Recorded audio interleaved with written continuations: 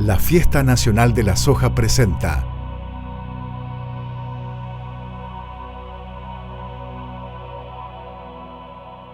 una producción que conmemora sus 40 años dedicados a la difusión de este cultivo.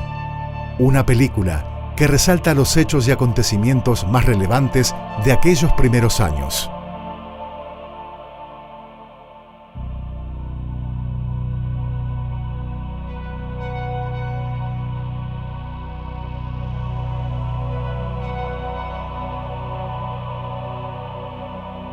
Con comentarios de los ingenieros agrónomos Enrique Roquero, Carlos Soler Prats, Fernando Martínez, Graciela Cordone, Oscar Azún. Los productores agropecuarios Abel Reschini, Enrique, José y Darío Giuli, el asesor comercial Rolando Montechiari, el industrial Hugo Jurado y el historiador Tadeo Buratovich. Oh soja mía, crónicas de ayer, hoy y mañana.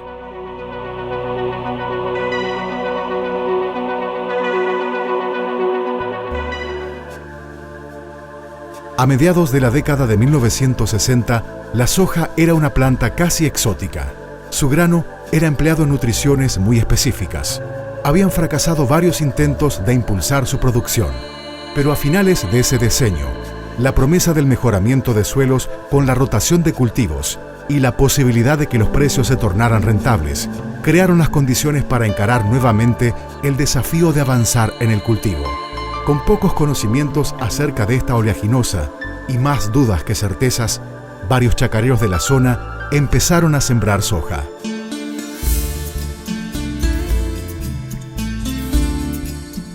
Los científicos del INTA han aportado una cuota fundamental para el desarrollo del cultivo. En todos estos años, sus experiencias y comprobaciones a campo permiten obtener conocimientos acerca de las mejores opciones en la rotación de cultivos y cuidado del suelo. Este ensayo que tenemos aquí en La Viuda, vale la pena comentar que está en el medio del departamento Caseros, en el centro geográfico. También está en el centro del sur de Santa Fe. Entonces son datos que nosotros con alguna restricción podemos extrapolar hasta la zona de suelos parecidos a la provincia de Entre Ríos y gran parte del sudeste cordobés. Y este ensayo se repite en otros 5 sitios de la Argentina. En un principio eran más, ¿no? O sea, una secuencia de cultivos. O sea que tenemos un testigo de mínima que es hacer soja sobre soja cada año sin fertilización, y un testigo de máxima que es la secuencia con soja, maíz, trigo, cultivo de cobertura y con fertilización. Entonces acá, como se hace acumulado año tras año, y se hace en el mismo lugar, hacemos muestreos de suelo para ver qué está pasando con el suelo, para ver qué pasa con la materia orgánica. Tenemos bastantes expectativas por la cantidad de información que se saca acá. Acá hacemos análisis de tierra, análisis de rastrojo, análisis de cultivo. Cuando uno se planta delante de un productor y le dice, miren muchachos, conviene hacer tal cosa, hay tanto trabajo por detrás que la gente no conoce, que muchas veces la gente duda de lo que estamos diciendo, pero nosotros estamos muy seguros de lo que decimos, ¿no? La impronta de los técnicos en el desarrollo de la soja es tan vital como la raíz misma de la planta. A lo largo de todos estos años, las investigaciones han puesto el acento en solucionar los problemas que iban surgiendo con el cultivo. Este ensayo que tenemos acá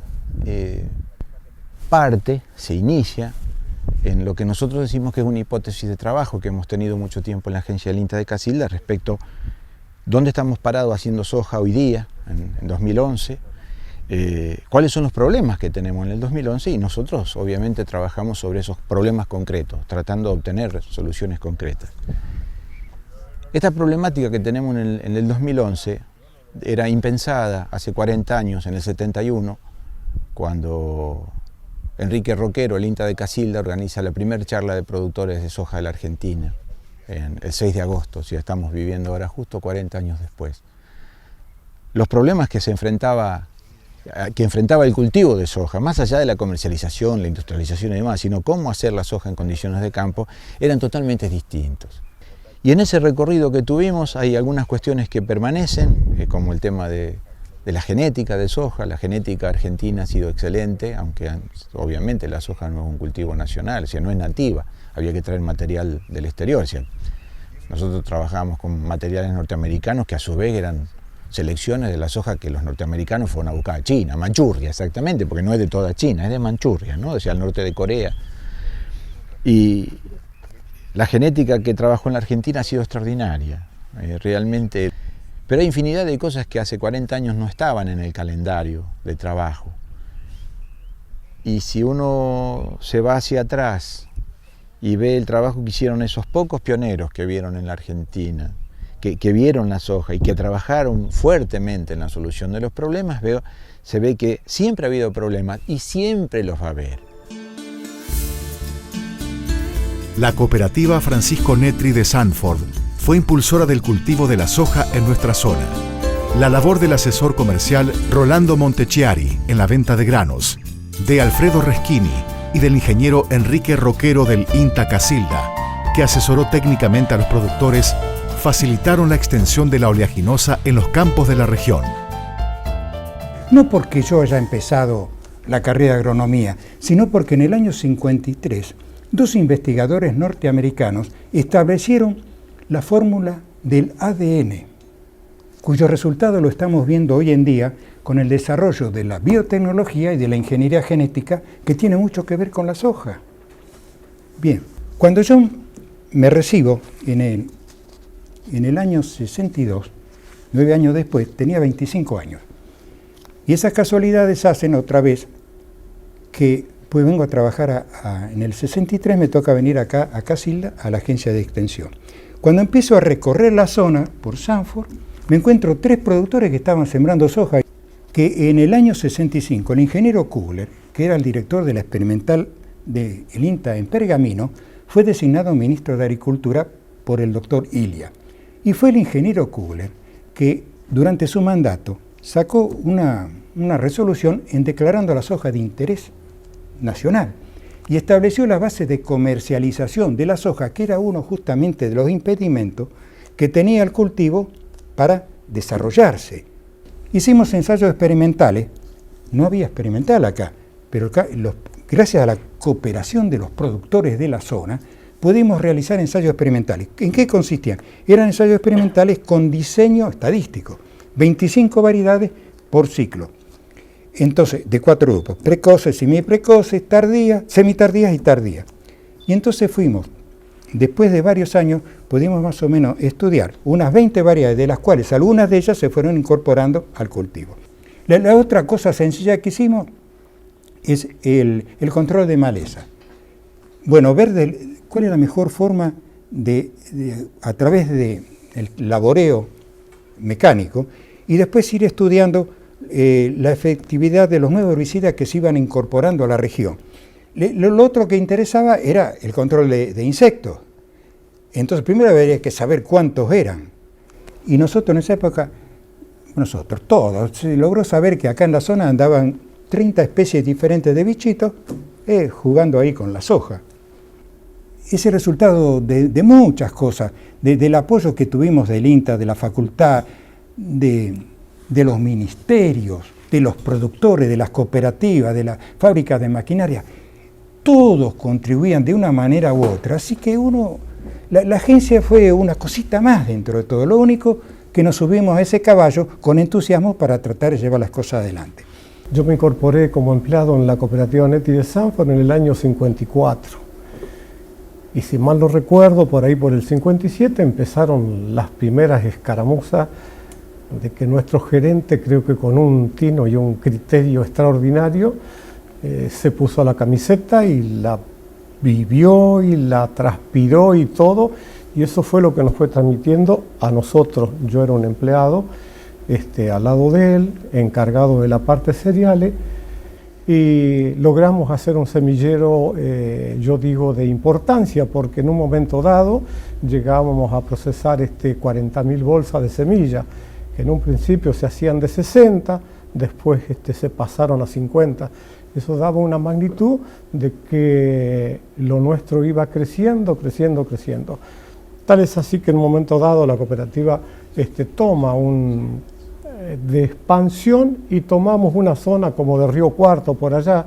Claro, cuando nosotros llegamos allá y le decíamos por qué no siembran soja, parecía que lo estábamos insultando porque todavía ellos estaban con el tema del maíz, del cerdo y de la ganadería.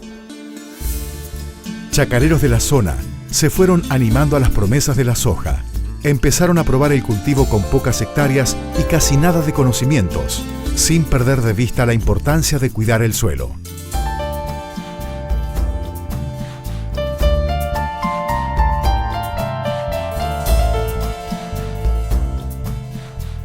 Y quiero contar que en el año 60-62 se instaló, esto lo hablo como productor agropecuario, uno le empezó a sentir cariño al suelo.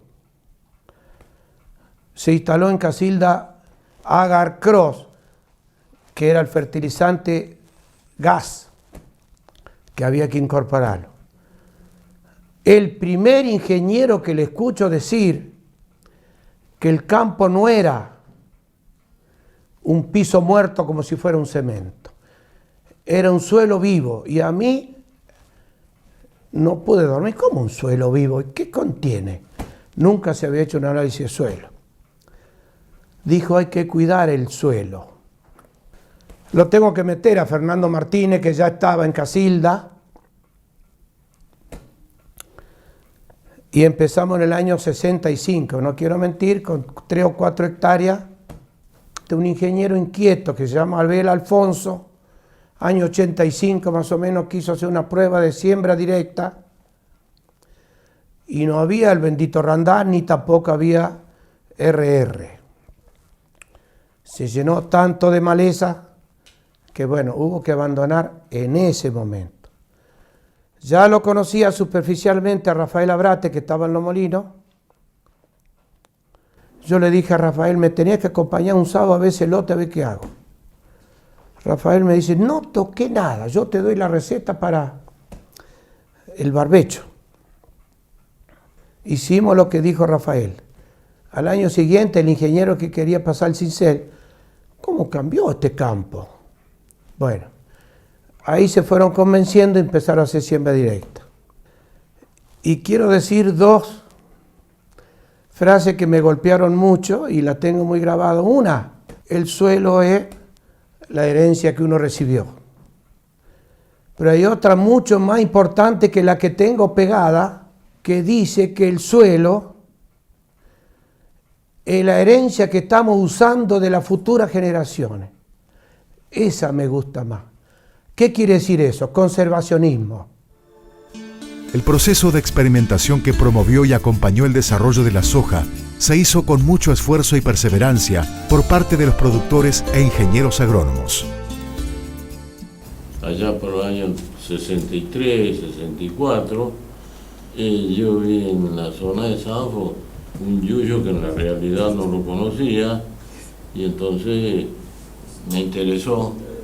Después tenía un tío que también había empezado a sembrar, y de ahí me dijo algunas cositas en donde que yo me orienté.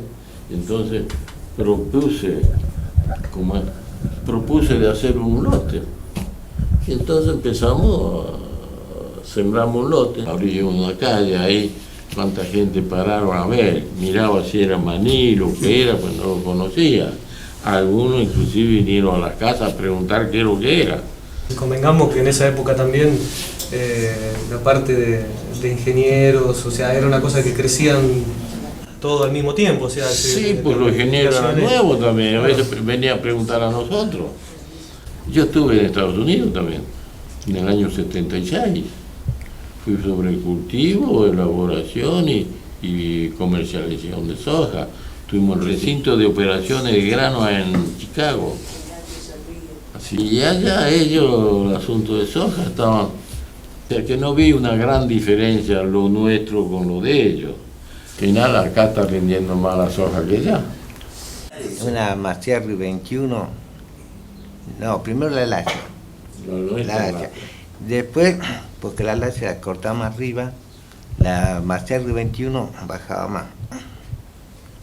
Entonces, insistimos ahí, ya toda la Macerri 21 ya se dedicaba para comprar, para... Después ya vino la reforma de la plataforma para que baje más, ¿vio? Y así fue sucesivamente. También la otra, después, la Macerri 21 se adaptaba más, por eso que decía. Sí, él iba a la máquina. Y cuando tenía que hacer la reforma, hacía y agarraba la soldadura o cortaba, hacer todo el ensayo. Y yo mejor hacía otro trabajo. Se vino adelantando, vino con las cosas más modernas, tanto en sembradora como tiradora, como la siembra. Hay muchas cosas, hasta el momento, un cambio de 100%. La investigación para alcanzar el desarrollo de la soja incluyó un sinnúmero de ensayos y viajes de capacitación al exterior. En el año 62 me nombraron jefe de la agencia de extensión de INTA San José de la Esquina y me vine a vivir a San José de la Esquina. De ahí se empezaron a hacer los primeros ensayos en la zona, no puedo decir en qué zona exacta. En el año 66 viajamos a Estados Unidos con un grupo de productores de la zona, de 32 productores, conmigo a la cabeza, y fuimos a Estados Unidos a visitar todos los estados agropecuarios más importantes, que era Wisconsin, Iowa, Tennessee, Chicago, Nueva York, y conocimos, Washington nos recibió en la embajada y en la FAO. Ahí nos explicaron todos los cultivos que se realizaban ahí y dijeron que la soja era un cultivo de porvenir. Entonces nos llevaron a ver los grandes lotes que había en esa época, que estaban en el mes de junio-julio, que ya se estaban por cosechar. De ahí estuvimos un mes y medio, después fuimos a México, invitados por la fundación del Dr. Borlo, que era la Revolución Verde en aquella época, que era algo distinto a lo que estamos hablando. Incluso fue el que creó los trigos para distintos países del mundo, como la India y Rusia, que no tenían variedades de alto rendimiento. En aquella época había darle de comer al mundo, pero nadie pensó que con el correr del tiempo la soja iba a ser el número 1 en el mundo. Presagiando el devenir de la soja en la economía y en el desarrollo agropecuario, las personas